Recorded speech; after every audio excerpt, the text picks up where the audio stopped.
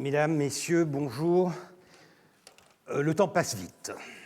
Pour un historien, c'est le dernier cours d'une saison, ce qui, malgré le trac qui continue, me navre. Mais ça n'est qu'un au revoir, puisque je compte revenir l'année prochaine et utiliser, si possible, le même calendrier que cette année-ci. Je crois que c'est un peu dans les habitudes de la maison que de conserver les bonnes habitudes.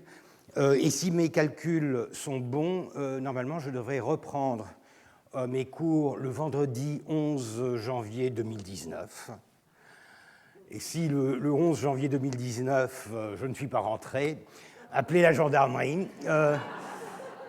Donc nous aurons l'année prochaine aussi une série de 6 cours du 11 janvier au 15 février, si je ne me trompe.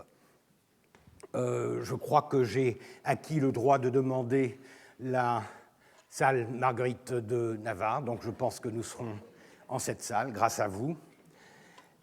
Et enfin, je dois vous dire aussi qu'entre les deux, le 22 mai de cette année-ci, j'organise, dans le contexte de cette chaire internationale d'histoire turque et ottomane, j'organise un colloque, une journée d'études, le 28 mai donc, sur un thème... Pardon, le 22. Les historiens, vous savez, les siècles, ça va, mais les jours, c'est le 22. Le 22 mai, c'est un mardi. Le 22 mai 2018, colloque donc une journée d'études sur un thème très particulier. Je vous ai déjà dit que je travaillais en ce moment énormément sur l'histoire de l'archéologie et des collections dans un contexte ottoman. La journée d'études portera sur un contexte encore plus particulier dans ce contexte-là, celui de la Phénicie, de la découverte de la Phénicie au XIXe siècle, quelque chose qui permet, et c'est ce qui m'intéresse, d'adresser un certain nombre de questions qui sont ottomanes, puisque la Phénicie ou le Liban était ottoman à l'époque, mais aussi la France, puisque la France a été l'une des premières à s'engager dans cette voie, avec Renan notamment, dans les années 1850 et 60. Mais je ne vais pas monopoliser mon temps de parole avec cela. Je vous en parlerai, je vous donnerai un peu plus de détails à la fin de ma présentation du cours. Aujourd'hui, je parle de nouvel ordre. Je parle de... Alors, vous aurez probablement reconnu sur cette image, une image un peu d'épinal à la grecque, une image par un certain Zographos du siège de la citadelle d'Athènes, c'est-à-dire de l'Acropole, par les forces ottomanes en 1826. Je vais donc parler des années 20, je vais parler du défi des années 20, car c'est un défi énorme auquel seront confrontés les Ottomans, et je vais parler en particulier d'un des plus grands défis de cette période, celui de la rébellion ou de la révolution ou de la guerre d'indépendance grecque. Tout dépend d'où vous vous placez pour en parler.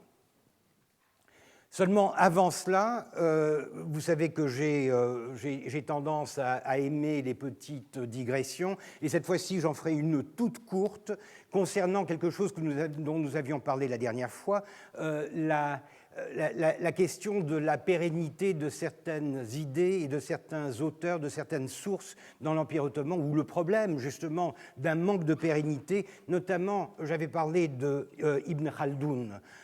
J'avais dit, n'est-ce pas, que Ibn Khaldoun, en parlant de Shahanizadeh et sa découverte, entre guillemets, de Voltaire, j'avais évoqué le fait que ce qui était navrant, c'est que les Ottomans, au XVIIe siècle, avaient découvert Ibn Khaldoun et qu'au début du XIXe, je ne dirais pas qu'ils l'avaient oublié, mais en tout cas, ils l'avaient mis de côté, et Shahanizadeh s'était tout d'un coup entiché pour Voltaire, qu'il trouvait beaucoup plus intéressant parce que c'était l'ère du temps. Et même s'il défigurait complètement ce texte, il se lançait dans une nouvelle voie en ce qui concerne l'historiographie et la pensée politique. Et je vous avais dit donc qu'à la fin, les Ottomans allaient redécouvrir Ibn Khaldoun par le biais de l'Europe qui avait emprunté Ibn Khaldoun aux Ottomans. Et c'est cette ironie, en quelque sorte, que je voudrais souligner avec un petit détail que j'ai trouvé après le cours en téléchargeant un exemplaire de la Muqaddima, de l'introduction, de la préface des prolégomènes d'Ibn Khaldoun en turc, daté de 1860, et qui, grâce à cette note marginale, me permettent de contextualiser justement ce que je disais. Donc c'est une édition de 1860 environ, et le repossesseur de cet exemplaire est un certain Muallim Jevdet, un intellectuel et historien du début du XXe siècle. Et ce qui m'a intéressé, c'est cette petite annotation dans la marge, où, en gros, il dit, alors en turc, je l'ai marqué plus bas, sociologie ilmine dair nazarlar, nam kitabın sonunda İbn Haldun mukaddimesi üzerine mühim fasıl yazan Gumplovitch'in bu eserini okumak lazımdır. Et ensuite, il transcrit en français, comme vous le voyez, aperçu sociologique par Gumplovitch, éditeur Malouane. Et je traduis.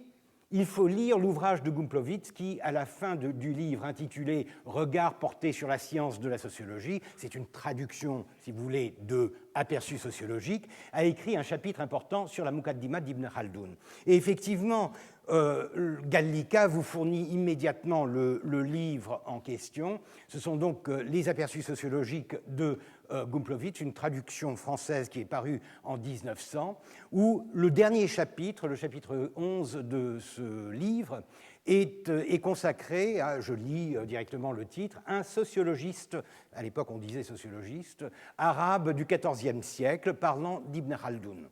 Si vous voulez, ce que je voulais souligner ici, c'est ce phénomène de cette occidentalisation qui finit par vous faire oublier ce que vous connaissiez il y a à peine un siècle et qui s'estompe derrière la présence beaucoup plus forte d'une pensée, d'une idéologie, d'un discours, d'une rhétorique occidentale qui commence à remplacer les sources qui vous étaient plus familières.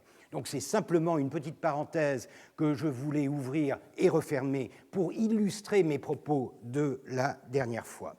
Je vais donc continuer avec le sujet d'aujourd'hui, l'Empire ottoman et la Turquie face à l'Occident, les défis du nouvel ordre.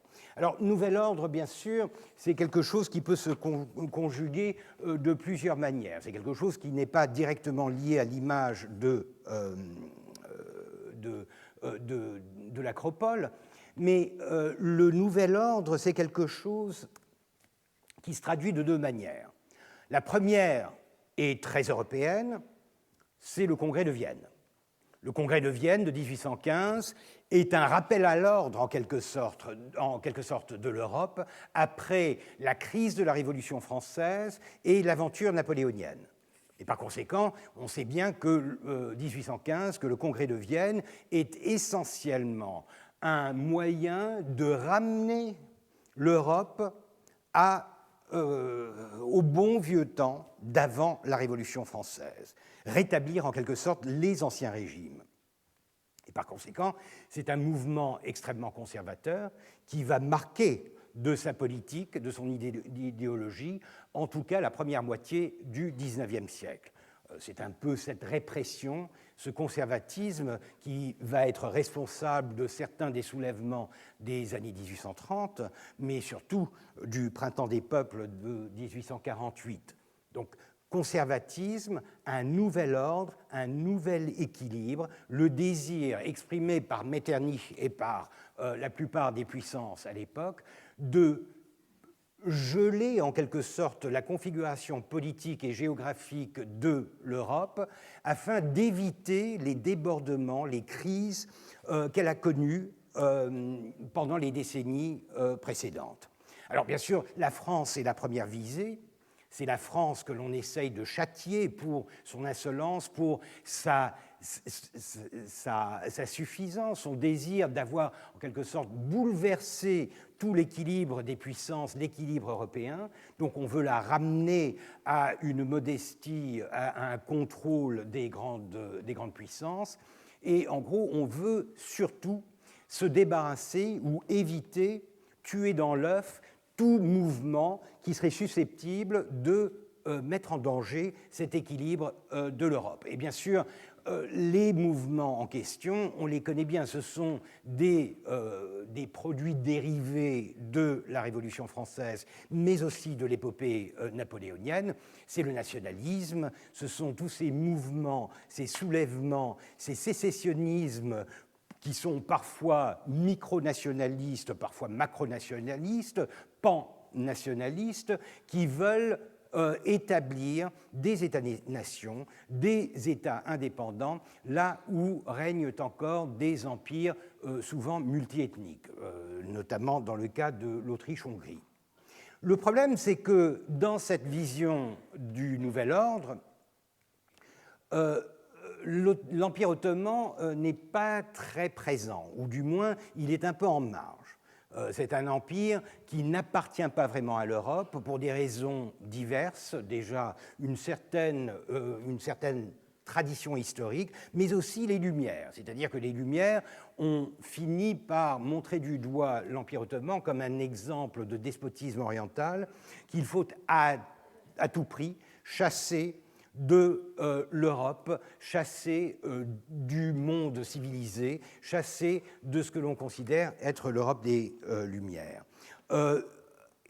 Par ailleurs, l'Empire ottoman n'a pas vraiment participé aux troubles napoléoniens. C'est vrai que depuis 1798, avec l'expédition d'Égypte, il a été confronté à des conséquences de l'ambition napoléonienne, à des conséquences de la Révolution française. Il a été partie prenante de certaines alliances pour ou contre telle ou telle puissance, mais il n'a pas vraiment fait partie du grand jeu politique qui s'est joué pendant la décennie et demie, la première décennie et demie du XIXe siècle. Par conséquent, lorsque le temps est venu de régler les comptes, en 1815, l'Empire ottoman n'est absolument pas considéré comme un participant naturel à ce congrès. Ce n'est que beaucoup plus tard, en 1856, que pour la première fois, les Ottomans seront invités à participer à un congrès international de la paix. C'est celui qui clôt la guerre de Crimée. Et les Ottomans en seront très fiers, puisque c'est en quelque sorte une reconnaissance de leur accession à la civilisation occidentale, leur admission au sein du concert de l'Europe tel qu'on le définit à partir du congrès de Vienne. Alors, le nouvel ordre, ça n'est pas qu'un concept européen. Le nouvel ordre, c'est aussi un concept ottoman. Et là, c'est une traduction littérale de Nizam Jedid. Nizam, c'est l'ordre, de la racine arabe nun dat te mim, donc nazm, l'ordre. C'est ainsi qu'on appelle par exemple la poésie. La poésie, c'est nazm. Manzoum veut dire en vers. C'est tout ce qui est ordonné. Donc nizam, ordre, jedid, nouveau, le nouvel ordre. Or, ce mot, c'est un mot qui a été utilisé à la fin du XVIIIe siècle par Sélim III pour définir la réforme fiscale, mais surtout militaire, à laquelle il avait exposé son empire. Nous en avons vu des exemples avec Mahmoud Raif Effendi et ses nouveaux règlements de l'Empire ottoman. Le terme « nouveau » et même « règlement » rappelle énormément cette terminologie ottomane, celle du Nizam Jedid, du nouvel ordre, de l'ordre nouveau. Alors, bien sûr, dans le contexte du règne du sultan Mahmoud II de 1808 à 1839, le terme Nizam Jedid est un terme brûlant, puisque c'est à la fois la réforme de la fin du XVIIIe siècle, mais aussi c'est la perdition de Sélim III, puisque Sélim III est tombé en 1807 lorsqu'il a essayé de compléter sa réforme, en quelque sorte, en mettant en danger le corps le plus puissant de l'armée ottomane, celui des janissaires. Il a été détrôné et par la suite, il a été assassiné par les partisans de son successeur, de son cousin et successeur, Mustapha IV. Et par conséquent, le Nizam Djedid, dans les années 1820 que nous allons évoquer, c'est un terme que l'on essaye d'éviter à tout prix, puisqu'il est très fortement connoté avec cette tragédie, ce drame d'un sultan assassiné par ses sujets et d'une révolution de palais, d'une révolution par le haut, ayant échoué, ayant été en gros détruite elle-même par cette milice extrêmement puissante que l'on appelle les janissaires. Par conséquent, au début du XIXe siècle, à partir du rétablissement de la lignée sultanienne avec Mahmoud II en 1808, vous avez le pouvoir central et des pouvoirs plus périphériques qui, en gros, se regardent en chien de faïence.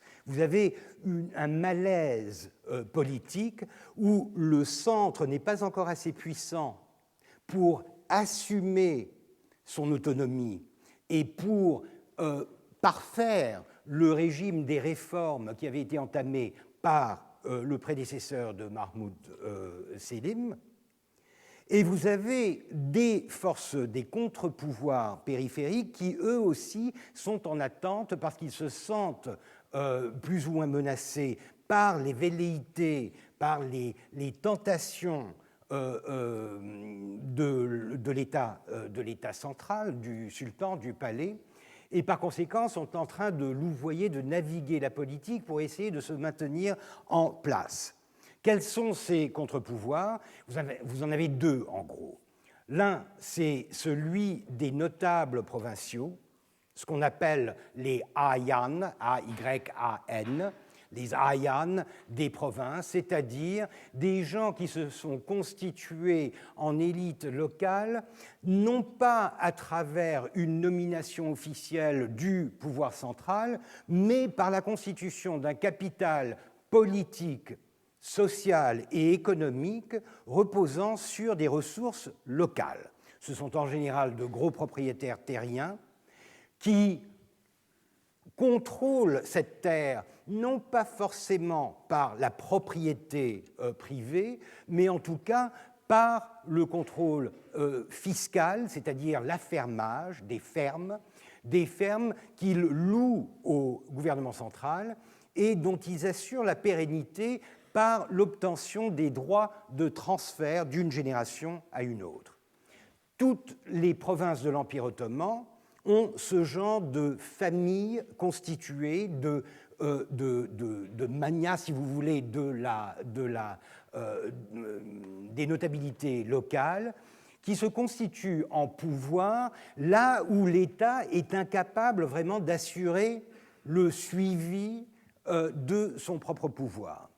Donc il y a une sorte de jeu d'équilibre, et ça, c'est quelque chose qui est extrêmement typique des empires à l'ancienne, mais surtout des Ottomans. Le fait que le pouvoir central a tendance à toujours rechercher une sorte de négociation avec les pouvoirs périphériques dans les provinces, afin d'éviter un conflit ouvert et de garder un semblant de loyauté qui maintient, du moins nominalement, la présence de l'empereur, du sultan, comme souverain de ces contrées. C'est ainsi que, par exemple, les régences de Barbarie sont gérées par les Ottomans.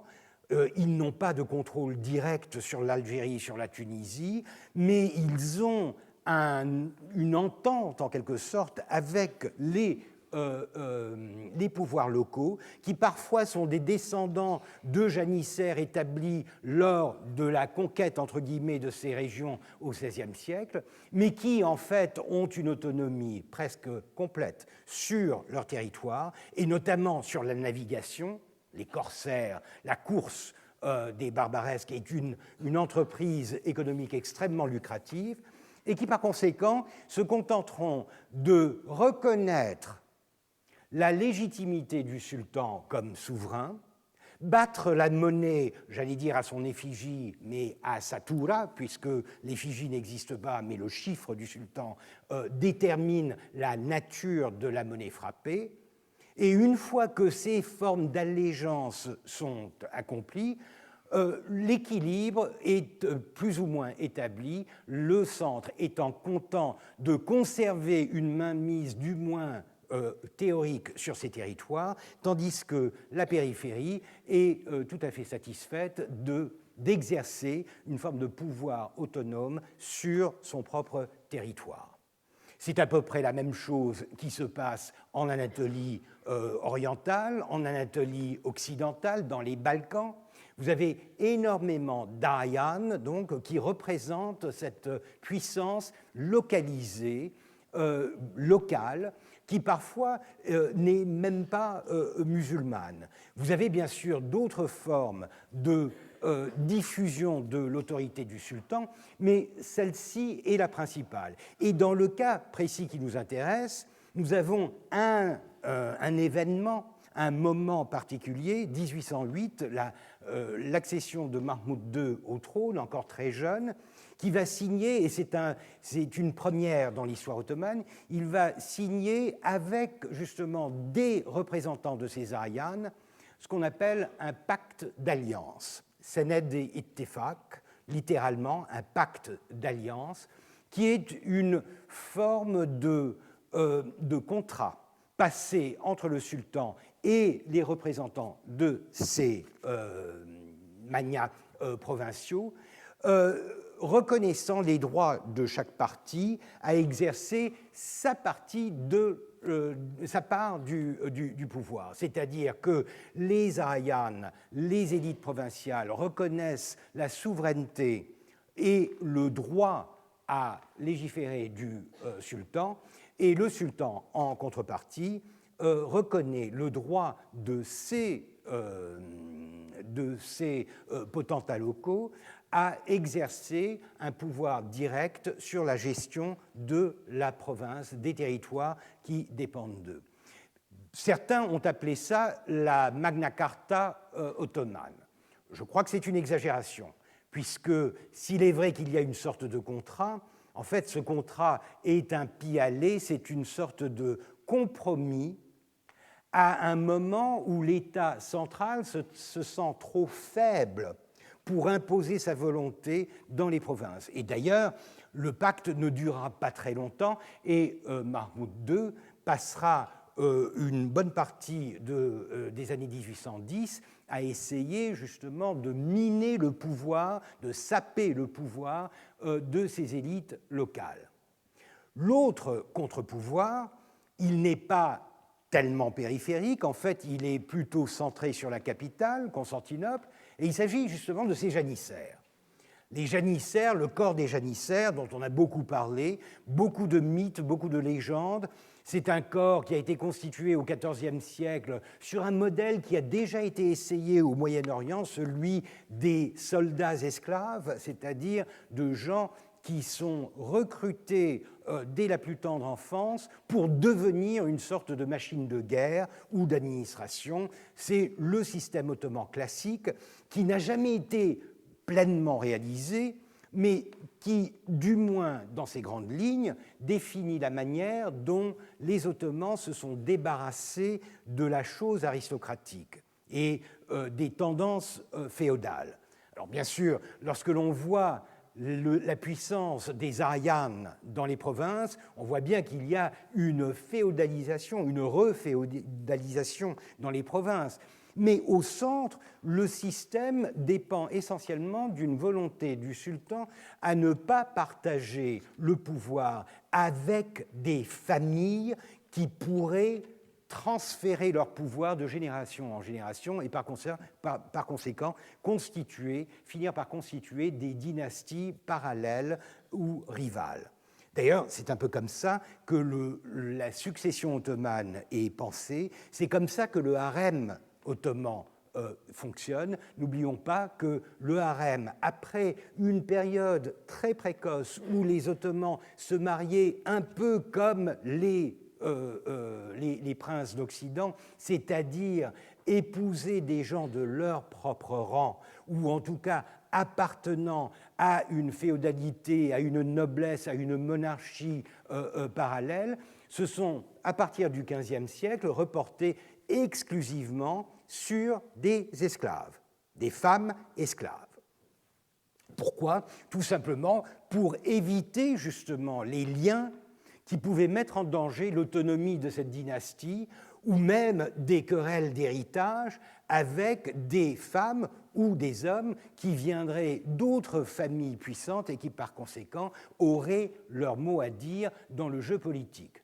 Les esclaves n'en ont pas, et les esclaves, par conséquent, deviennent un peu comme les janissaires. Le parallélisme est évident entre la partie mâle et la partie féminine de ce recrutement. On recrute des gens qui n'ont pas de racines, ou du moins dont les racines sont plus ou moins éradiquées, et on en fait des esclaves, des serviteurs du sultan, dont la carrière dépend entièrement du bon vouloir du sultan, du moins en théorie, et qui n'ont pas le droit ni les moyens de retransmettre leur pouvoir à des générations à venir. Donc, on essaye de se débarrasser en quelque sorte du danger de l'aristocratie. C'est ce qui, au XVIe siècle, avait déjà beaucoup plu à Machiavel dans sa vision de l'absolutisme ottoman. Les janissaires, donc, sont à l'origine cette milice un peu idéalisée qui, au fur et à mesure, commence à s'enraciner, à s'embourgeoiser, en quelque sorte. Au début du XIXe siècle, au XVIIIe siècle aussi, les janissaires sont de plus en plus incapables de mener une guerre, ils manquent de discipline, et surtout, ils se sont recyclés dans des activités commerciales, sociales, tout à fait bénignes, tout à fait innocentes, qui sont fortement imbriquées dans la vie de la capitale. Ils deviennent en quelque sorte des représentants d'une sorte de classe moyenne de la capitale ottomane et par conséquent obtiennent un ancrage social beaucoup plus important. Et par conséquent, les rébellions du XVIIIe et du début du XIXe siècle des janissaires sont des mouvements qui sont toujours accompagnés d'un soutien populaire. C'est quelque chose qui va au-delà d'une simple rébellion de soldats. Ce sont des soldats qui traînent avec eux toute une populace, toute une imbrication, une implication de forces sociales dans la capitale de l'Empire ottoman, ce qui les rend encore plus dangereux aux yeux de l'État. Et c'est pourquoi, depuis 1808, le sultan, bien qu'il ait l'intention d'établir sa propre autonomie, son propre pouvoir, en neutralisant ses contre-pouvoirs, se tient quoi? N'essaye de ne pas mettre en risque la survie de l'Empire et de son propre trône. D'ailleurs, il ne faut pas oublier que Mahmoud II est le dernier rejeton de la dynastie des Ottomans. C'est-à-dire que si en 1808, lui aussi avait été tué par les rebelles, après Sélim III, avec la mort de Mustapha IV, l'usurpateur de 1807, la dynastie ottomane aurait tout simplement disparu. Elle se serait tarie. Il était le dernier représentant mâle capable d'assumer le trône. Alors, bien sûr, à cette époque-là, on a parlé de la possibilité de les remplacer par les Giray de Crimée, une famille plus ou moins apparentée racialement, ethniquement, celle des souverains de Crimée. Mais quoi qu'il en soit, Mahmoud II a survécu, mais en tout cas, il est traumatisé par l'expérience qu'il a vécue de la presque annihilation, l'anéantissement, le quasi-anéantissement de la dynastie et du système. Et par conséquent, malgré ses velléités de poursuivre la réforme à l'occidental, du moins dans sa logique technologique militaire, comme son cousin Sélim III, il va attendre son heure, et son heure ne sonnera que bien plus tard, en 1826. Vous savez probablement que 1826, c'est cette date fatidique, ce que l'historiographie officielle ottomane appelle l'événement heureux,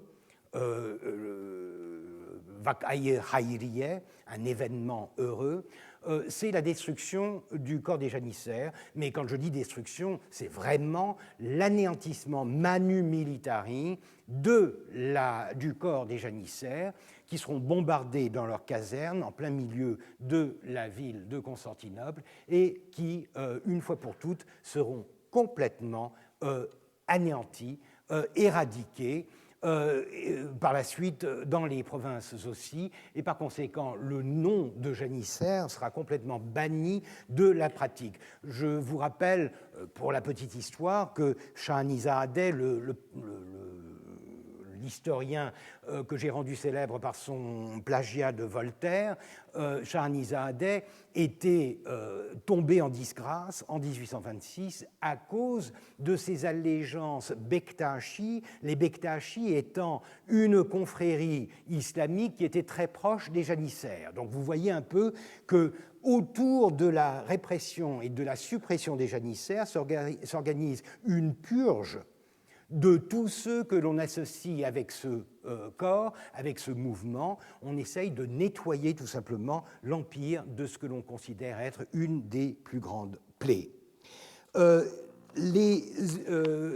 Cette éradication de 1826 s'inscrit dans un contexte qui est très particulier. C'est pour ça que j'arriverai à la question de la rébellion grecque, de la guerre d'indépendance grecque, puisque 1826 a été rendu possible par un concours de circonstances.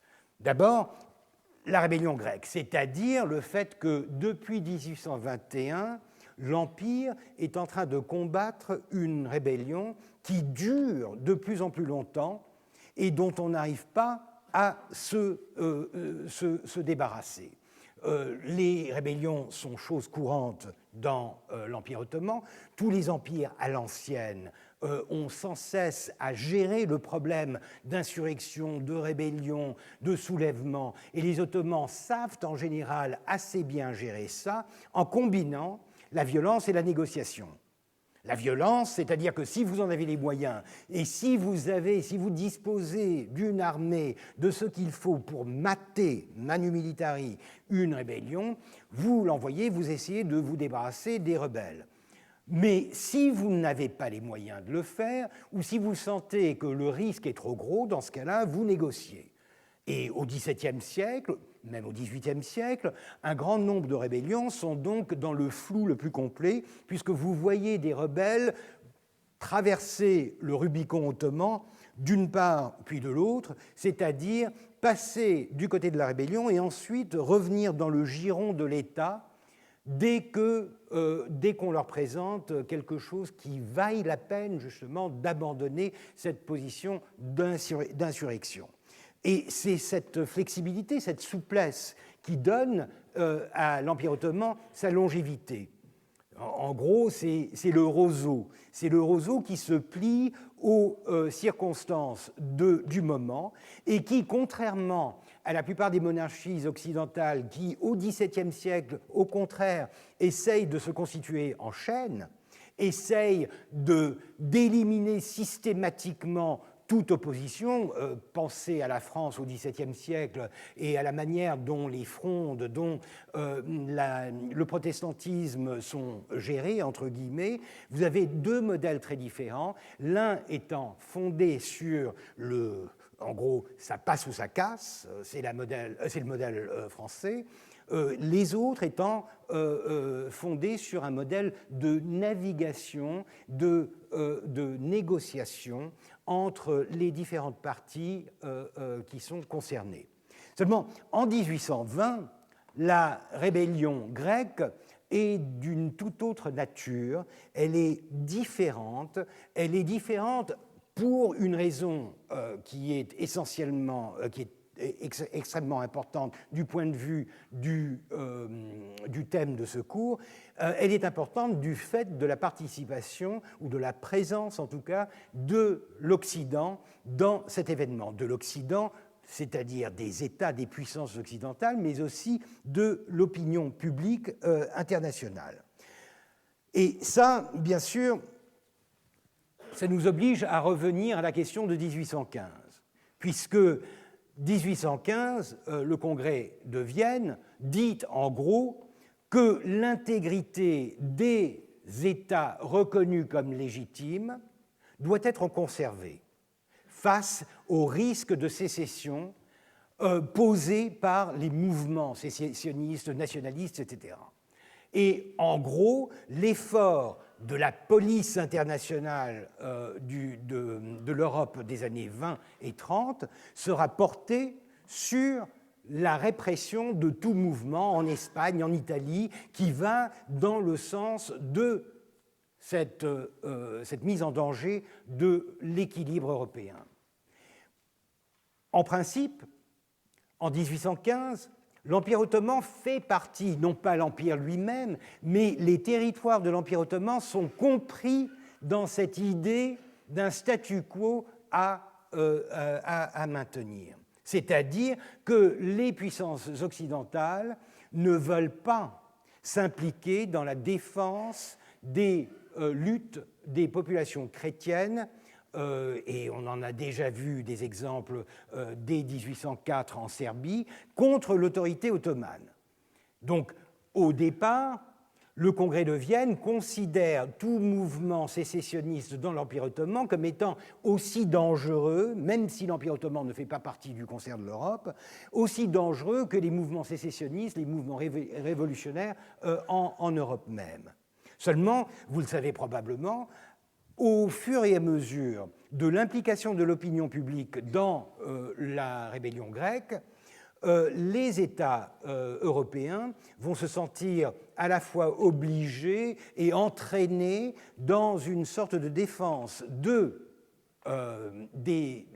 rebelles grecs et vont finir par intervenir militairement, la bataille de Navarin, intervenir militairement au profit des Grecs et contre les Ottomans, ce qui va en grande partie décider le sort de ce conflit. Et si la Grèce acquiert son indépendance en 1829 et devient un royaume indépendant en 1830, c'est en grande partie grâce à ce soutien qu'elle a obtenu des grandes puissances occidentales, notamment l'Angleterre, la France et la Russie. C'est donc la première entorse qui est faite au principe du statu quo défini par le Congrès de Vienne. Pourquoi ? Pour beaucoup de raisons, l'une étant, ainsi que je vous le disais, le fait que l'Empire ottoman est plus ou moins implicitement mis au banc de l'Europe comme étant un empire despotique de l'Orient et que par conséquent, il y a une sorte de deux poids, deux mesures, c'est-à-dire que la légitimité d'un État occidental ne peut pas être comparée à celle de l'Empire ottoman, notamment face aux demandes de populations chrétiennes dont l'oppression fait déjà partie d'une certaine rhétorique occidentale à l'encontre de l'Empire. De plus, l'Empire ottoman n'étant pas partie prenante dans cet arrangement de 1815, il lui est pratiquement impossible d'intervenir dans la manière dont cet équilibre est maintenu. Mais si 1826, l'éradication des janissaires, est effectivement rendue possible par le contexte des années 1820, c'est donc en partie à cause de cette rébellion des Grecs. Pourquoi? À cause de l'incapacité de l'armée ottomane de mater cette rébellion, et par conséquent la perte de prestige des armes ottomanes face à cette bande de rebelles qui, pendant des années, vont tenir tête à la puissance du sultan. Deuxième contexte qui contribue à 1826 et qui est extrêmement important dans le contexte justement des dynamiques des années 1820, c'est l'opposition que l'on fait de plus en plus entre la réussite de l'armée égyptienne, qui, elle, est réformée.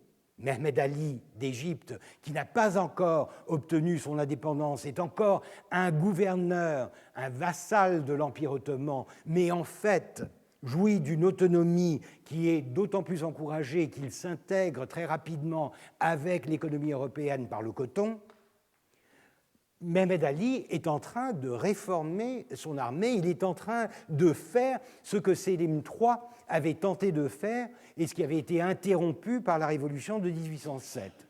Et par conséquent, cette armée égyptienne, dès les années 1820, elle est beaucoup plus efficace, elle montre déjà le succès, en quelque sorte, de l'entraînement et de l'équipement à l'occidental, et lorsqu'elle est invitée par le sultan à participer à l'effort de guerre contre les Grecs, elle prouvera, à la fois l'armée et la flotte égyptienne, prouveront à quel point elles sont capables d'obtenir des résultats là où les Ottomans étaient encore en train de patauger. Donc l'exemple est flagrant de la réussite technique, technologique, organisationnelle d'une armée qui est soumise à la discipline et à une réforme occidentale face à une armée qui est encore très traditionnelle et incapable par conséquent de gérer ce conflit. Donc ce sont là deux catalyseurs extrêmement importants de la transformation de 1826, le fait qu'il y a une guerre, le fait qu'il y a une guerre que les Ottomans eux-mêmes n'arrivent pas à gérer et qu'au contraire, les Égyptiens arrivent, grâce à ce renouveau technologique, à cette réforme organisationnelle, arrivent à gérer beaucoup mieux. Donc 1826 est en quelque sorte le fruit de ces conflits de 1820. Et bien sûr, 1820 est extrêmement important, la décennie des années 20 est extrêmement importante pour nous du point de vue de l'impact idéologique qu'il aura sur les mentalités ottomanes, par la réussite de la rébellion grecque, mais aussi par la nature de cette rébellion, qui n'est pas une rébellion comme les autres. Ce n'est pas une sorte de rébellion de paysans, ou du moins ça ne l'est plus à partir des années 1824-25. C'est une rébellion qui prend un aspect de guerre et où les arguments dépassent de beaucoup le genre d'argumentation que l'on pouvait voir dans des rébellions, dans des insurrections, dans des soulèvements de type traditionnel. Il y a le discours nationaliste, il y a tout le symbolisme qui accompagne ce nationalisme, et par conséquent, c'est un animal tout à fait nouveau, une créature tout à fait nouvelle à laquelle les Ottomans sont confrontés et qui va les obliger à changer radicalement leur prise de position par rapport à leur province, par rapport aux populations non musulmanes, mais aussi par rapport à l'Europe. Vous vous souviendrez que j'avais débuté mon cours en vous donnant des exemples de ce que j'appelais l'hospitalité empoisonnée des Ottomans, la manière dont ils géraient le mépris qu'ils avaient des Occidentaux en leur imposant un protocole, une étiquette qui était en fait insultant. Et dès les années 1820, là j'ai un exemple que j'ai tiré des archives diplomatiques à la Courneuve récemment, donc c'est un rajout très, très récent. Voici la description par le marquis de Rivière, en octobre 1820, de son audience de congé, lorsqu'il quitte Istanbul. C'est un texte qui est intéressant parce qu'il vous montre à quel point les Ottomans ont commencé à fléchir sur l'intransigeance qui caractérisait leur étiquette et leur protocole à cette époque-là. Pour la petite histoire, le marquis de Rivière, c'est celui qui reviendra tout content de Constantinople avec la Vénus de Milo sous le bras. C'est lui qui revendiquera d'ailleurs la découverte en quelque sorte et en fera cadeau au roi. En fait, et je suis en train de travailler là-dessus, j'ai l'impression que la Vénus de Milo n'a vraiment acquis son importance et sa valeur qu'une fois arrivé en France, et que par conséquent, si l'on regarde la correspondance du marquis de Rivière, on ne voit pratiquement rien encore en octobre 1820, donc quelques mois après la découverte, on ne voit absolument rien dans sa correspondance qui donne l'impression d'une quelconque importance attachée à cette statue. Enfin, ça, c'est quelque chose que j'essaierai de développer dans une publication prochaine.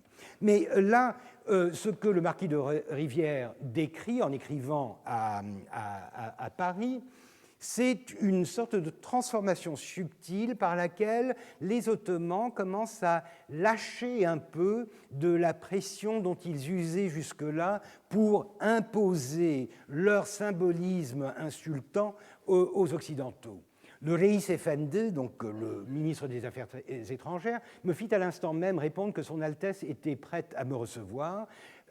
Son Altesse, c'est le grand vizir, libre de choisir entre une audience simple et sans étiquette et une audience de cérémonie. Je préférais la première, suivant en cela l'exemple de tous les ambassadeurs qui, depuis un certain nombre d'années, ont quitté Constantinople. La cérémonie chez les Turcs expose à souffrir de la morgue à laquelle, dans ce cas, ils se croient obligés envers un infidèle. Donc, première constatation, c'est que, en gros, la formule que les Ottomans ont trouvée pour essayer de libérer les ambassadeurs de ce carcan protocolaire, c'est de leur proposer une réception complète ou une réception un peu rapide. La réception un peu rapide devenant quelque chose de moins d'importance et par conséquent se prêtant moins au symbolisme des Ottomans qui tentent à les diminuer aux yeux de l'assistance. Ensuite, je partis du Palais de France accompagné de 2 droguements de première classe de l'ambassade. Arrivé à la porte dite du Reis Effendi, le droguement de la sublime porte vint au-devant de moi, m'introduisit chez le Reis Effendi, qui sortit d'une pièce voisine pour me recevoir. C'est l'usage afin que l'autorité turque qui reçoit visite n'ait pas à se lever devant un ministre chrétien. Alors là aussi, vous voyez la subtilité du jeu, c'est presque du Marivaux. Le Reis Effendi, pour ne pas avoir à se lever lors de l'entrée de l'ambassadeur, attend dans la pièce d'à côté et fait irruption, un peu c'est théâtral, fait irruption une fois que l'ambassadeur est là. Comme ça, il est debout, mais il ne s'est pas levé. C'est très fin. Ça fait rire, mais en fait, c'est très fin. Et ce que ça dénote, c'est justement le désir de modifier le traitement que l'on donne aux ambassadeurs sans perdre la face. Le modifier assez pour qu'il soit tolérable à des Européens qui maintenant ont une opinion un peu plus positive d'eux-mêmes et qui par conséquent rechignent devant l'idée de ramper devant des autorités ottomanes, mais tout en gardant un semblant de conservation du protocole d'origine. Et ça, je trouve que c'est vraiment très intelligent, c'est typique justement de la manière dont les Ottomans naviguent autour des complexités du protocole. Et enfin, le Reis Effendi, mettant de côté l'étiquette qui ne permet pas à un officier de la sublime porte de paraître savoir et encore moins de parler en public d'autres langues que le turc, voulant pourtant n'avoir plus d'intermédiaire entre lui et moi pour m'exprimer ses propres sentiments, le fit en italien. Encore une fois, je vous l'avais déjà dit, l'italien est la lingua franca, diplomatique en tout cas à l'époque, mais là aussi, vous voyez que le Reis Effendi est prêt à briser les convenances ou les conventions du protocole ottoman afin de s'attirer l'amitié, le soutien d'un ambassadeur qui est sur le départ et dont le soutien compte à la fois internationalement et à l'échelle domestique. Tout cela pour vous dire qu'on est bien loin de la cérémonie qui était décrite sur le tableau de Van Moor ou la gravure de Muradja Dawson, c'est-à-dire cette transposition un peu figée d'un protocole d'inégaux. On est en train de se mouvoir vers une reconnaissance de l'égalité avec, bien sûr, des moyens plus ou moins détournés. Mais ce que cela prouve, c'est que les Ottomans, maintenant, sont conscients de ce qu'ils ne peuvent plus échapper à la diplomatie occidentale et que, par conséquent, ils doivent jouer le jeu comme il convient, comme les Européens leur impose. Les années 1820, c'est ça. Et c'est pourquoi le choc de voir tout d'un coup les Européens se liguer contre les Ottomans et soutenir les rebelles grecs sera perçu comme une trahison qui ne sera jamais oubliée et qui, par conséquent, marquera de son traumatisme les décennies à venir. Mais venons-en donc à cette rébellion grecque, à cette guerre d'indépendance. Encore une fois, je n'ai pas de mal, et ça c'est quelque chose que je fais quand j'enseigne en Turquie, j'insiste bien sur le fait que le même événement peut être nommé de manière très différente. C'est un peu Rashomon, si vous voulez. Chacun a sa version de la chose, et c'est vrai qu'une rébellion, à la fin, deviendra une guerre d'indépendance, mais qu'elle n'est pas guerre d'indépendance au début, et qu'à la fin, la rébellion n'en est plus une. C'est le tout, justement, de la vérité historique et de voir que ce qui commence comme une rébellion va devenir, au fur et à mesure, et contre le gré de bien des participants, une guerre d'indépendance qui dépasse de beaucoup les normes culturelles et les connaissances culturelles de bien de ses participants, mais c'est un événement, en tout cas, qui est fondateur d'une certaine transformation des mentalités ottomanes face à l'Europe. Ce que je vous donne ici, c'est le frontispice du célèbre ouvrage du marquis de Choiseul-Gouffier, qui a été ambassadeur à la porte ottomane et avant cela a été, comme tout aristocrate tout aristocrate français, a été un grand voyageur, et un grand voyageur, bien sûr, du Grand Tour. C'est-à-dire qu'il a fait un voyage de la Grèce et de l'Anatolie à la recherche des vestiges de cette civilisation grecque que les Lumières aimaient tellement mettre en exergue. Et le frontispice donc, de son voyage pittoresque de la Grèce, le XVIIIe siècle, c'est aussi l'invention du pittoresque. Et le pittoresque n'est pas forcément exotique. Vous avez des voyages pittoresques de la Suisse, par exemple, qui sont publiés dans les années 1750. C'est l'idée du pittoresque qui, elle, est nouvelle et qui s'accompagne de publications luxueuses, très bien illustrées. Donc le volume de Choiseul-Gouffier s'ouvre avec ce frontispice, et lorsque vous regardez le détail de cette image, vous comprenez tout de suite le symbolisme un peu lourd qui se cache derrière ceci. Alors vous avez déjà un temple, vous avez des sarcophages, vous avez des urnes, vous avez des guirlandes, vous avez des stèles, et vous avez bien sûr une femme en costume oriental, enchaînée, implorant dans une pose d'imploration. Qu'est-ce qu'elle fait? C'est la Grèce, bien sûr, qui se lamente sur son sort de captive. C'est évident, c'est le début, si vous voulez, du philhellénisme. Le philhellénisme qui devient au XVIIIe siècle, déjà à la fin du XVIIIe siècle, une idéologie qui s'empare des esprits occidentaux, parmi les intellectuels, parmi l'élite intellectuelle, mais qui commence à transpirer vers des couches sociales un peu moins intellectuelles. L'idée que la Grèce est le berceau de la civilisation et que cette Grèce est aujourd'hui en captivité, enchaînée, esclave de la barbarie, du despotisme de ces Turcs, de ces Ottomans qui ne sont pas européens, qui sont des nouveaux venus dans cette géographie du Moyen-Orient et de l'Europe orientale. Voilà le thème qui caractérise ce philhellénisme qui va être si puissant derrière le soutien donné aux rebelles grecs pendant les années 1820. Alors bien sûr, la rébellion en elle-même est d'abord assez innocente. En 1821, lorsque la rébellion commence en Morée, ça n'est pas un événement extraordinairement important, puisqu'il y a déjà eu une rébellion en Morée dans les années 1770. Le discours idéologique n'est pas encore très net, très clair.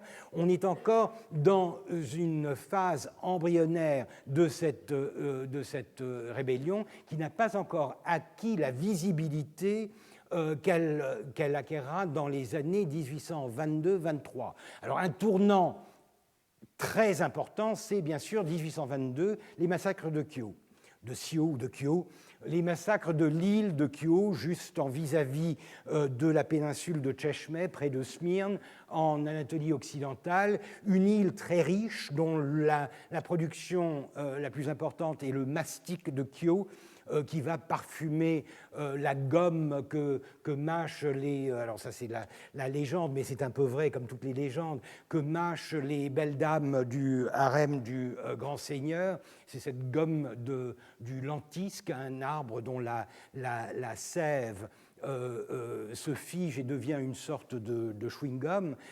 C'est un apanage de la Valide Sultan, c'est-à-dire de la reine-mère. C'est elle qui recueille les produits de la culture du lentisque, mais aussi de l'olivier dans cette île. C'est une île extrêmement riche. Et c'est une île qui est aussi riche parce que sa population a un lien encore très marqué avec la domination génoise jusqu'au XVIe siècle.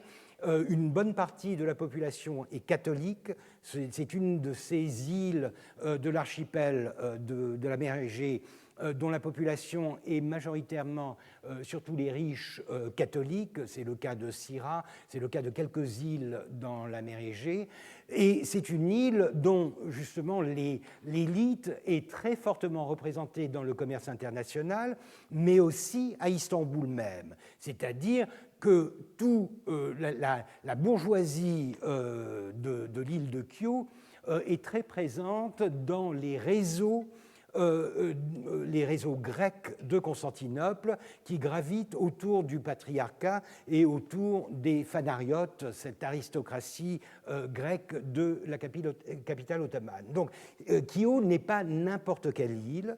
Et Kyo est une des îles qui, malgré elle, car elle n'a pas le profil d'une île rebelle, puisque en fait les intérêts locaux sont beaucoup plus fortement ancrés vers une conservation du statu quo que les risques de la rébellion, mais elle est entraînée dans la rébellion par les îles avoisinantes, notamment Samos et Psara, qui force la population à s'emparer du château, de la garnison ottomane. C'est donc une rébellion qui est vite matée par une intervention très musclée de la flotte ottomane. Le résultat est ce fameux massacre de Kyo.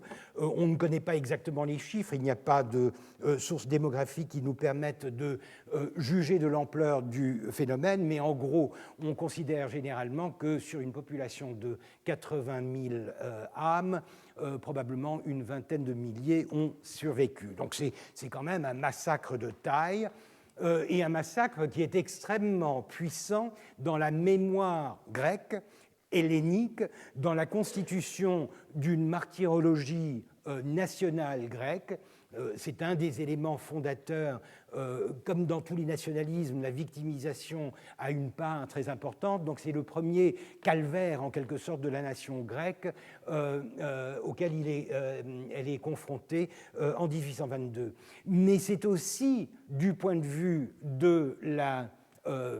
des arts et des lettres en Occident, c'est le premier événement qui aura des répercussions extrêmement importantes en Occident du fait de la diffusion de l'image de ces massacres, images dans tous les sens du terme, ce sont des textes comme des images, mais bien sûr l'image la plus célèbre est celle de Delacroix, les massacres de Kyo qu'il a peint en 1824, donc 2 ans après les massacres. Ce n'est pas un reportage, entre guillemets, immédiat, c'est quelque chose qu'il a présenté pour le salon de 1824, mais c'est quelque chose qui marquera les esprits dans justement la constitution de l'image, de la violence, de la barbarie, de la cruauté des Ottomans face à cette pauvre population opprimée et innocente des Grecs.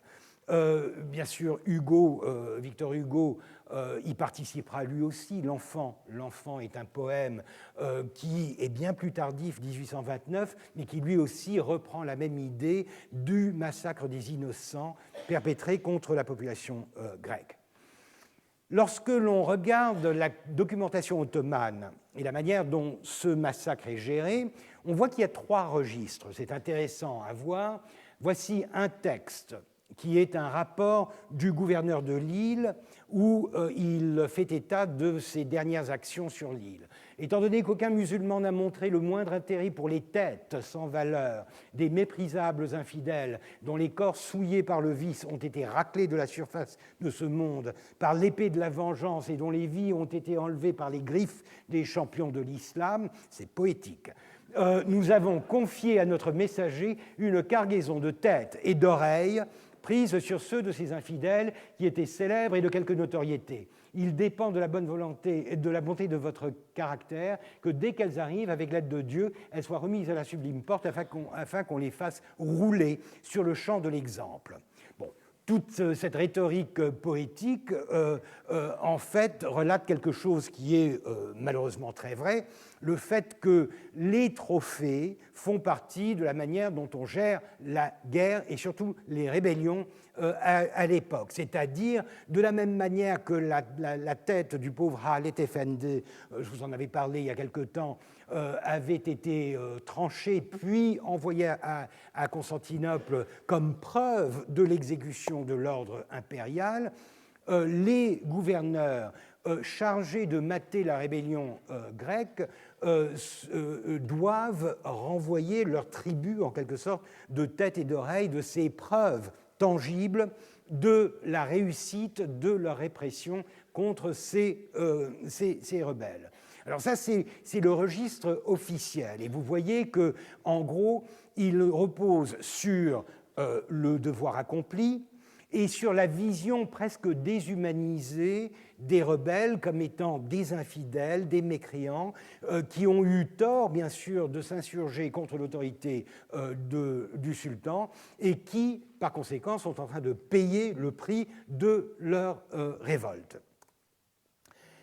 Vous avez quand même un second registre, puisque, encore une fois, un massacre impérial, un massacre à l'ancienne, n'est pas un génocide. C'est-à-dire que c'est un massacre pratique, c'est un massacre dont l'objet est de faire l'exemple, ainsi que le disait le texte précédent, c'est-à-dire qu'après une insurrection, on mate cette insurrection par un massacre. En général, d'ailleurs, on épargne les femmes et les enfants parce qu'on va les mener en captivité, les recycler dans le système d'esclavage qui existe. Mais une fois que l'objectif est atteint, on s'arrête. On ne poursuit pas le massacre. Bon, bien sûr, une île de 80 000, dont 60 000 ont déjà disparu, il n'y a pas de quoi continuer. Mais en gros, la logique est quand même de ne pas priver l'Empire de ses ressources, parce que c'est comme ça qu'un empire fonctionne. Un empire ne va jamais se tirer une balle dans le pied en éliminant en plus les sujets qui payent le plus d'impôts.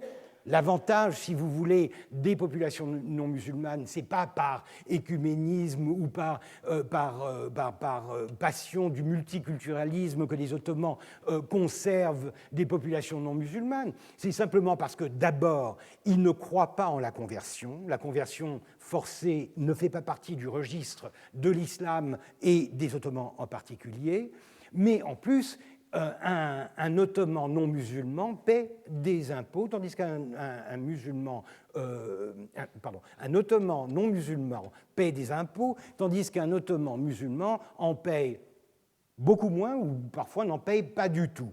Donc une population de producteurs qui sont imposés est quelque chose d'utile pour la survie, en plus dans une île comme Kyo, dont l'agriculture et dont la production est précieuse pour le système, on ne va pas se débarrasser complètement de cette population. Et par conséquent, vous avez un second discours qui est celui de la pacification. Il a été impossible de contrôler, de contenir nos troupes qui se rendent par bandes dans les villages et y font peser l'oppression dans le seul but d'amasser des richesses, des biens et des enfants. La reconnaissance, en quelque sorte, par l'État que le manque d'organisation de l'armée et le fait qu'on a souvent recours à des irréguliers, les fameux bashibozuk du capitaine Haddock. Bashibozuk en turc veut dire tout simplement ceux qui n'ont pas de tête ou ceux qui sont désorganisés. Donc bashibozuk, ce sont les troupes irrégulières qui viennent alimenter l'armée en temps de crise. Et dans le cas de Kyo, puisque l'insurrection a été très rapide, c'est à ces gens-là que l'Empire a eu recours pour essayer de mater immédiatement cette insurrection et libérer la garnison.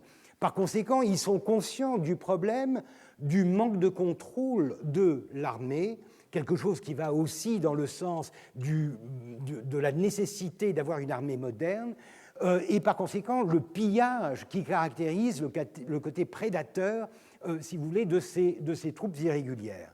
Et enfin, vous avez un troisième discours, et c'est le plus intéressant dans le contexte de ce cours, c'est celui des Ottomans qui doivent rendre compte de ces massacres auprès de diplomates, d'agents, de politiciens occidentaux.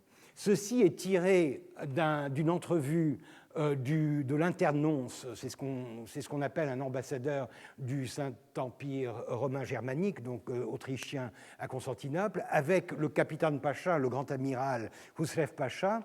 Voici ce que lui dit Husrev Pacha au sujet des massacres de Kyo. Personne, dit-il, ne connaît mieux que moi le tort irréparable que nous nous sommes fait par la catastrophe de Kyo. Il appelle ça une catastrophe. Ceux qui en sont les auteurs seront responsables à Dieu et à notre souverain du sang innocent, un discours totalement différent, qui a été versé inutilement dans cette occasion. Je vous prie de croire que je ferai tout ce qui sera en mon pouvoir pour ramener les insurgés grecs par les voies de la douceur et de la persuasion, et quand même leur obstination à refuser les offres du pardon m'obligerait à user de moyens coercitifs, le glaive de la justice ne frappera que les coupables pris les armes à la main, car je ne saurais oublier que tout individu, même le coupable immolé à notre juste ressentiment, est une perte pour l'Empire. Je sais que les yeux de l'Europe sont fixés sur nous, mais il conviendrait qu'on nous tînt compte aussi des cruautés inouïes exercées par les rebelles contre des musulmans paisibles, égorgés de sang-froid, et du massacre des milliers de femmes et d'enfants turcs, horreurs qui ont excité dans la nation un esprit de vengeance difficile à retenir dans les justes bornes. Alors, c'est un discours très intéressant. Nous n'avons pas de version turque de ce texte, c'est un entretien avec un diplomate occidental, mais on voit bien que le capitaine Pacha, ce grand amiral qui sera souvent grand vizir dans les années à venir, a pris conscience du fait qu'il y a une politique occidentale à laquelle il faut satisfaire et que par conséquent la gestion des massacres, la gestion des rébellions à l'ancienne n'est plus possible et que par conséquent il faut développer une rhétorique de défense afin d'expliquer d'abord que la rébellion en elle-même est violente et qu'elle s'en est pris, et c'est vrai, à des populations civiles musulmanes, notamment dans la Morée, Et deuxièmement, qu'ils sont parfaitement conscients qu'il ne faut pas massacrer sans offrir le pardon,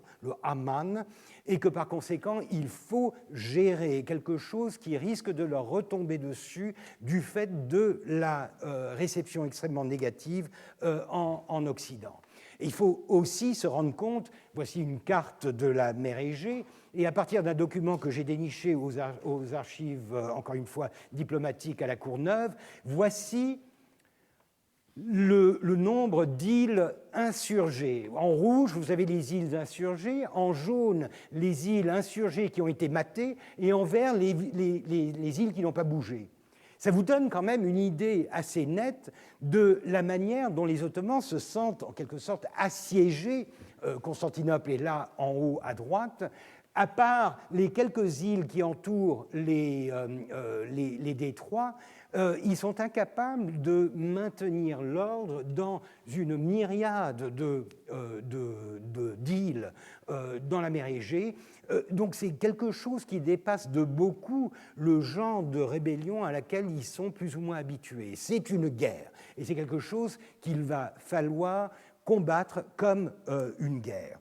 Et c'est pourquoi l'événement marquant qui suit le massacre de Kyo, l'événement marquant qui décidera probablement de la prise de position de l'opinion publique et des gouvernements en Occident, c'est la prise de Missolonghi. Encore une fois, avec une image d'Épinal grecque un peu plus tardive des années 1830, une représentation du siège de Missolonghi en Grèce occidentale. Le siège par les troupes ottomanes, c'est un siège qui sera extrêmement violent, et lorsque vous voyez les rapports, encore une fois, issus de la diplomatie française, vous voyez encore une fois le leitmotiv des têtes coupées réapparaître. Le carnage fut terrible, mais les Grecs devaient succomber. Le canon les foudroyait, les souliotes jetèrent leurs armes, mais au milieu de cette scène de confusion et de sang, la rage des vainqueurs ne put être contenue tout à coup. Tous ceux qui portaient des armes, tous ceux qui, dans la ville, se trouvaient d'individus mâles au-dessus de 12 ans, périt. Il n'eut d'épargné que 5 à 6 000 femmes et enfants tombés en esclavage. Ibrahim Pacha, l'Égyptien, a gémi amèrement sur cette impossibilité où il s'est vu de prévenir d'abord et d'arrêter ensuite l'effusion de sang. Il est arrivé dans cette capitale depuis 3 jours, 50 sacs remplis de têtes et d'oreilles venant de Missolonghi avec quelques drapeaux. Et le document ottoman, beaucoup plus laconique, environnés par l'armée musulmane, tous les insurgés ont été passés au fil de l'épée, les enfants ont été réduits en esclavage, 5498 oreilles, alors j'aime bien la précision, ont été envoyées par leurs excellences Ibrahim Pacha et Régit Pacha. Sont-ce des oreilles ou des paires d'oreilles? Je ne sais pas. Enfin, 5498. Bon.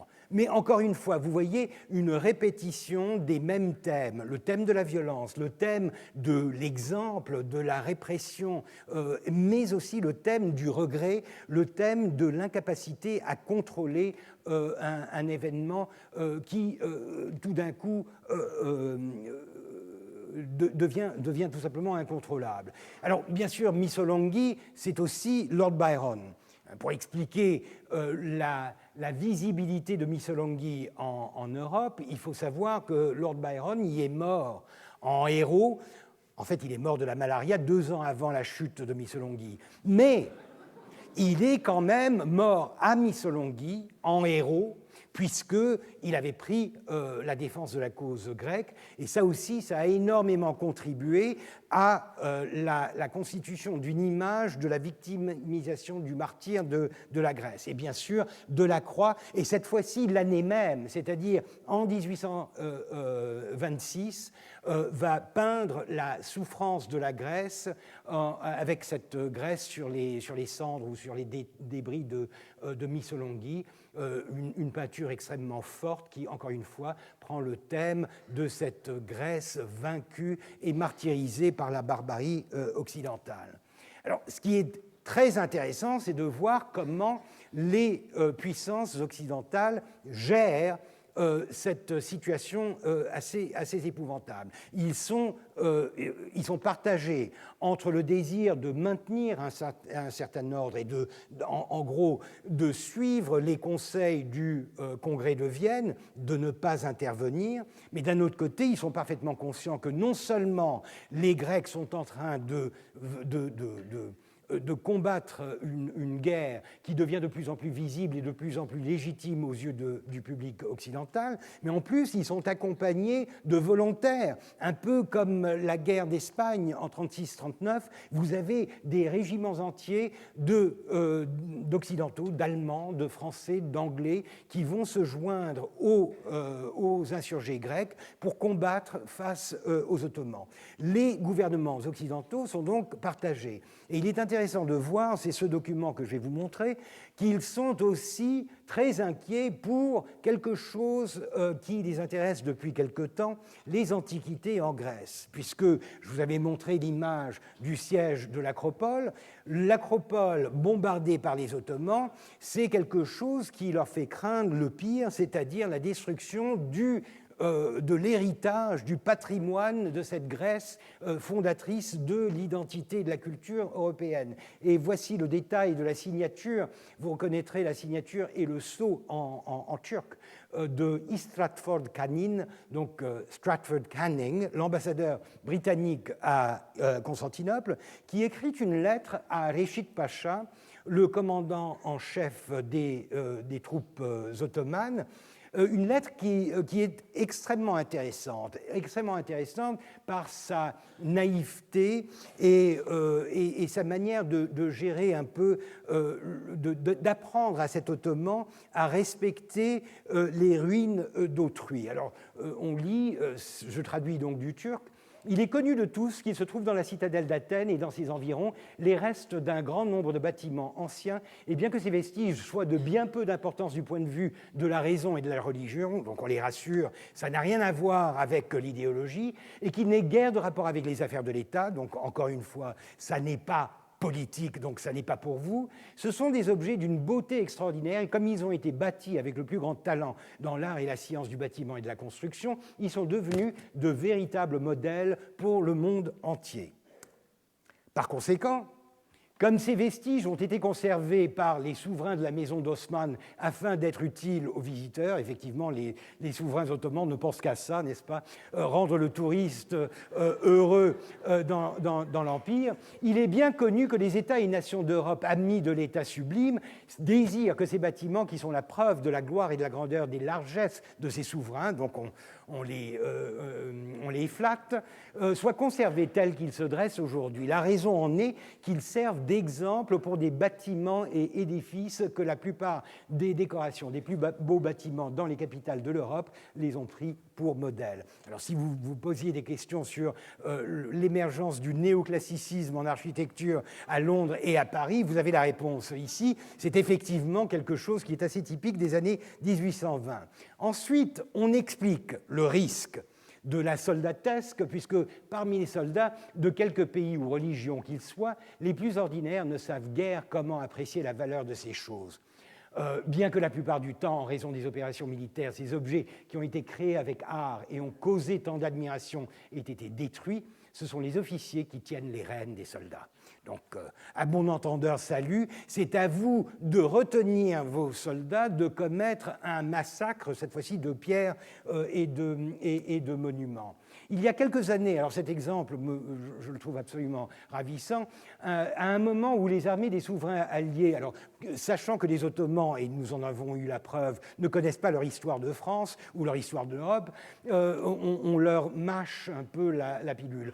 Des souverains alliés s'emparèrent de la capitale du pays de France. Ils trouvèrent au centre de la ville une colonne qui avait été faite du bronze des canons pris aux Autrichiens. Je ne sais pas si vous la connaissez. C'est la colonne Vendôme, bien sûr. Pendant les campagnes précédentes et qui avait été érigée pour célébrer les calamités qui s'étaient abattues sur l'État d'Autriche. Bon. Lorsque l'empereur d'Autriche vit cette colonne, il reconnut qu'elle avait été faite avec goût et talent et il interdit qu'on y touche, la laissant ainsi qu'il l'avait trouvée. Alors là, vous avez un exemple en plus pour les Ottomans. Ne touchez pas aux objets. Et vous avez l'exemple de cet empereur d'Autriche qui a admiré la beauté d'une colonne, la colonne Vendôme, érigée sur ses propres malheurs. Alors, bien sûr, les Ottomans sont moins niais qu'il n'y paraît. Et la réponse de Reşit Pacha à cet ambassadeur, je trouve, est assez intéressante. Voici un passage qui vous en dira l'essentiel. Peu reconnaissant des nombreuses bontés et faveurs du sultanat impérial, la nation grecque, brandissant l'étendard de la révolte, pendant de si nombreuses années, nous a désormais déclaré la guerre, et bien qu'il s'agirait de bien peu de choses pour moi que de détruire et anéantir les assiégés d'Athènes, la grande compassion et la bonté de l'État sublime pour les démunis fait que, malgré tous leurs méfaits, ils se verront proposer le pardon et la clémence. Cependant, comme les Grecs manquent d'intelligence et de compréhension, en se retranchant dans un lieu d'une telle beauté artistique, alors il lui renvoie la balle, et ça je trouve que c'est pas mal, ils finiront par causer, excusez-moi, leur propre destruction en même temps que celle de tous ces beaux objets. Donc la solution préconisée par Reşit Pacha n'est pas si bête que ça. Si vous tenez tellement aux pierres du Parthénon, demandez aux Grecs qui s'y réfugient d'en sortir et de laisser. Et une lettre que le même Pacha écrit au sultan, au palais, explique un peu mieux sa pensée profonde. Comme la citadelle d'Athènes est admirée par les Grecs infidèles et par les Francs, ils ont tous promis de lui sacrifier leur vie, ainsi que votre serviteur a réussi à le vérifier par les rapports d'espions que j'ai expédiés vers les places tenues par les rebelles. L'amiral de Rigny, c'est un amiral français qui est en patrouille dans la mer Égée et qui arrive à Athènes ou au Pirée juste à ce moment, m'a transmis une lettre de son ambassadeur demandant que, comme la citadelle d'Athènes était un lieu très ancien, plein d'anciens monuments, il ne fallait pas la détruire. Bon, cet amiral a aussi proposé verbalement de donner de grosses sommes d'argent afin de retirer de la citadelle et des environs des pierres qui se trouvaient dans les anciens monastères, lyres, temples. Il lui fut répondu que grâce à Sa Majesté le Maître du Monde, l'argent ne manquait guère. Alors, ce qui est amusant ici, c'est bien sûr qu'en fait, il crevait la faim. L'armée ottomane était dans une situation assez désespérée, manque de fonds, manque d'équipement, etc. Mais il refuse, bien sûr, parce que c'est la noblesse, en quelque sorte, d'un Ottoman. Mais ce qui est fascinant ici, c'est de voir l'amiral de Rigny voulant probablement régler les comptes avec Lord Elgin. C'est-à-dire que la jalousie de la France depuis les marbres d'Elgin récupérés par le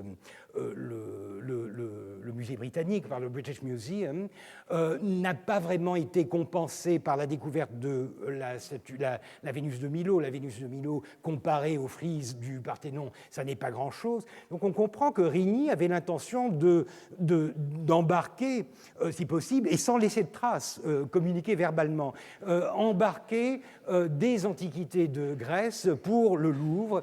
Donc chaque fois que je vois des collègues grecs qui reprochent aux Anglais de les avoir spoliés, je leur rappelle que les Ottomans ont défendu, en tout cas une seconde fois, les marbres du Parthénon contre les spoliations françaises.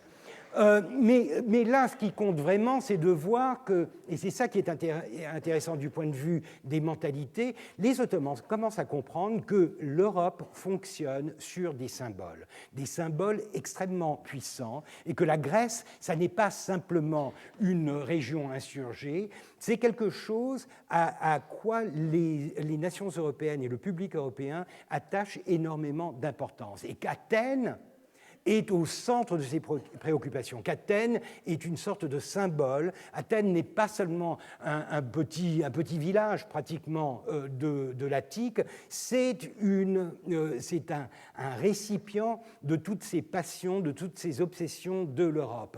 Et ainsi, explique-t-il à ses collègues à Istanbul, comme la citadelle d'Athènes est fort ancienne et contient de nombreux monuments, comme bien des philosophes en sont issus, elle remplit d'admiration les sages parmi les Francs. Et toutes les nations infidèles, connues sous le nom de Nazaréens, la vénèrent comme un lieu saint et la considèrent comme leur propriété. C'est pourquoi ils ont conspiré, promettant de se soutenir les uns les autres et de s'évertuer à ce qu'elle ne passe jamais entre les mains des mécréants. Les mécréants, c'est eux. Les mécréants, c'est les musulmans. Donc, on voit bien qu'à force de s'entendre dire, un peu comme Halet Effendi, à force de s'entendre dire que Athènes est la ville des philosophes, il commence à se dire, il commence à gober ce discours, à se l'approprier et à l'utiliser comme preuve de la compréhension qu'ils ont acquise des motivations profondes des Grecs, mais surtout des Occidentaux, dans la défense de la Grèce. Et voici un document intéressant, c'est une transcription de l'interrogatoire d'un prisonnier grec à qui l'on pose justement les questions qui brûlent. Quelle est la cause des attaques contre Athènes depuis le début de la rébellion ?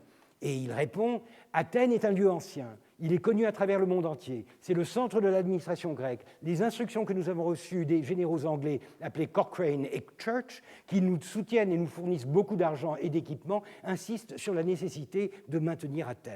On voit qu'à un niveau très, très populaire, si vous voulez, les Grecs commencent eux aussi à acquérir cette notion de la défense d'un patrimoine qui symbolise la nation qu'ils sont en train de créer. En sont-ils vraiment conscients ? Probablement pas pour la majorité. Il ne faut pas oublier que l'insurrection elle-même, elle a débuté avec des mécontentements contre les autorités locales, des mouvements paysans. Il y a une part commerciale extrêmement importante à la rébellion grecque, puisque les armateurs grecs se sont fait des fortunes pendant la période napoléonienne en transportant des marchandises en mer Égée et en Méditerranée à l'époque du blocus continental, à l'époque où la marine française était complètement bloquée et incapable d'assurer ce qui était une de ses spécialités au XVIIIe siècle. Ce sont les insulaires grecs qui ont assuré une grande partie du commerce et du transport pendant justement ces années troubles de l'Europe. Et après 1815, ils se sont retrouvés tout d'un coup sans le même marché, concurrencés par les Français qui revenaient, par les Anglais qui revenaient, et par conséquent, eux aussi, il ne faut pas oublier que l'insurrection grecque, elle est en grande partie gérée par des armateurs, par des insulaires qui sont extrêmement mobiles et qui ont des flottes à leur disposition. Donc il y a toutes sortes de raisons pour expliquer l'émergence de l'insurrection grecque, mais quelle qu'elle soit, au fur et à mesure que cette insurrection devenait une guerre d'indépendance, au fur et à mesure que l'Europe s'en mêlait, au fur et à mesure qu'un discours nationaliste, civilisationniste se mêlait de ce combat, elle devenait de plus en plus profondément ancrée dans une idéologie que les gens commençaient à s'approprier, à apprendre, à accepter comme la raison première de cette insurrection. Les Ottomans, eux aussi. Et par conséquent, ceci, les années 1820, indépendamment des vicissitudes, de la destruction des janissaires, etc., le simple fait d'avoir perdu une guerre contre des rebelles, et le simple fait de voir que cette guerre a été perdue parce que cette rébellion était soutenue par l'Europe, par des Européens, par les gouvernements européens, c'est quelque chose qui a profondément marqué l'Empire ottoman et qui les a forcés dorénavant à jouer la carte de la diplomatie avec beaucoup plus de prise de conscience qu'ils ne l'avaient fait jusqu'ici. Et par conséquent, ce traumatisme est un traumatisme que je considère être fondateur d'une nouvelle mentalité, un défi d'un nouvel ordre auquel ils n'avaient jamais été confrontés et qui, tout d'un coup, les met devant la réalisation de cette difficulté à gérer une diplomatie qui ne se contente pas de simplement dessiner des frontières et de signer des traités, mais qui s'arme d'armes intellectuelles, culturelles, qui parlent d'histoire et qui met en avant des monuments, des pierres pour avancer ces arguments. Et ça n'est pas un hasard qu'à peine quelques années plus tard, dès les années 1840, confrontés de toute façon à cette fin des Occidentaux pour les antiquités qui se trouvent sur les territoires ottomans, les Ottomans eux-mêmes vont se mettre à l'histoire, vont se mettre à l'archéologie. Ils ne vont pas le faire, ils ne vont pas pousser leur étude très loin, ils vont rester extrêmement superficiels dans leur approche, mais quand même, ils vont réaliser qu'en Europe, désormais, les guerres, les rébellions se font non seulement sur le champ de bataille, mais aussi sur le champ intellectuel, de la pensée et des arguments, tels les arguments de Husrev Pacha en 1823, où l'on doit défendre la cause, non plus par une sorte de revendication du droit de l'épée, mais par une argumentation qui va dans le sens du respect des droits des nations et des sujets. C'est une Europe tout à fait nouvelle et pour les Ottomans, c'est une découverte extrêmement compliquée, mais à laquelle ils vont s'adapter assez rapidement. À partir des années 1840, ils vont savoir parler l'européen en matière de culture et d'idéologie. Seulement, comme je vous le disais, ce sera pour l'année prochaine. Nous commencerons l'année prochaine avec le massacre des janissaires. Là, je voulais terminer un peu en beauté avec l'épisode de la guerre d'indépendance grecque et cet élément qui me plaît particulièrement parce que je travaille justement sur des questions d'héritage, de patrimoine, d'archéologie, de muséologie, de collection, et de voir à quel point l'Acropole, le Parthénon deviennent une partie centrale de la discussion des conditions de guerre en 1826 est quelque chose qui m'intéresse énormément et qui apporte à l'archéologie une dimension qui lui manque en général. Si vous me le permettez, je vais donc dire quelques mots de la journée d'études du 22 mai, mardi 22 mai 2018, qui portera, ainsi que je vous le disais, sur la Phénicie, donc le Liban actuel. J'ai une liste déjà de participants qui vous intéressera peut-être. Il y a bien sûr des membres de cette vénérable institution, Pierre Briand du Collège de France, professeur émérite, qui est un grand spécialiste d'Alexandre et qui parlera en particulier du sarcophage dit d'Alexandre qui a été découvert par les Ottomans en 1887 à Sidon. Donc il se penchera sur cet objet et la réception de cet objet.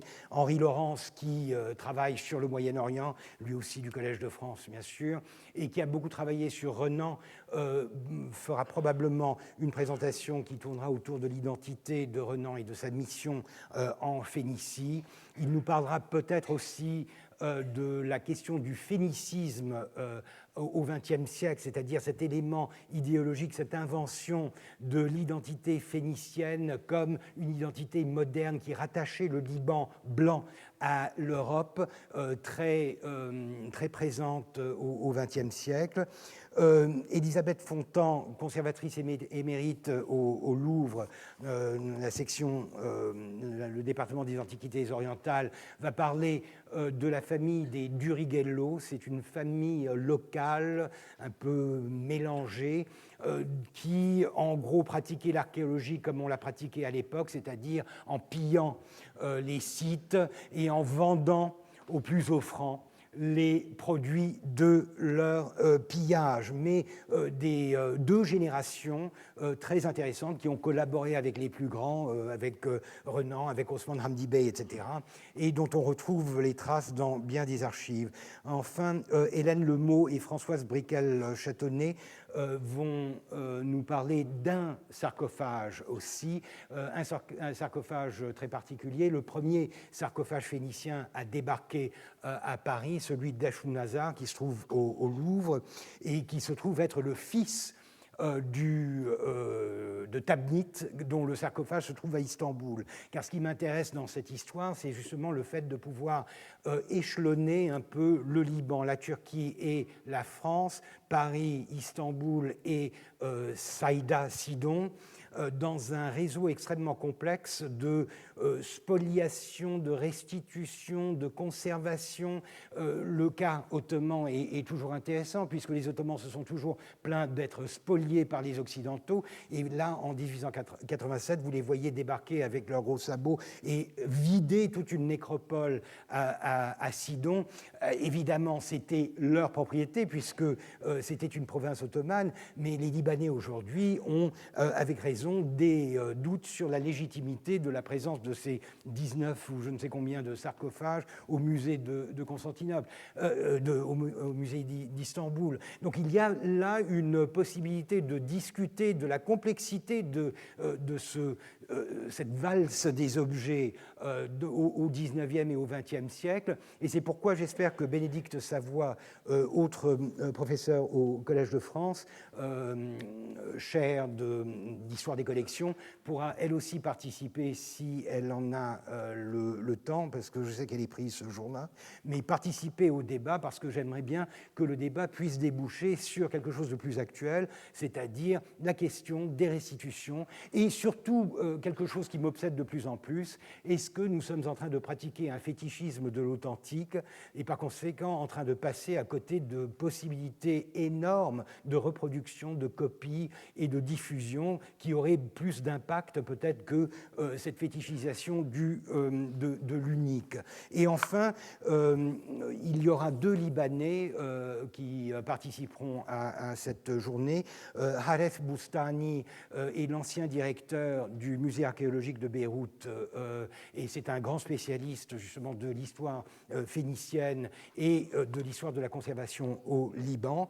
Il sera des nôtres et surtout, je voudrais souligner la présence de Akram Zaatari, qui est un artiste libanais de Sidon, en plus de Saïda.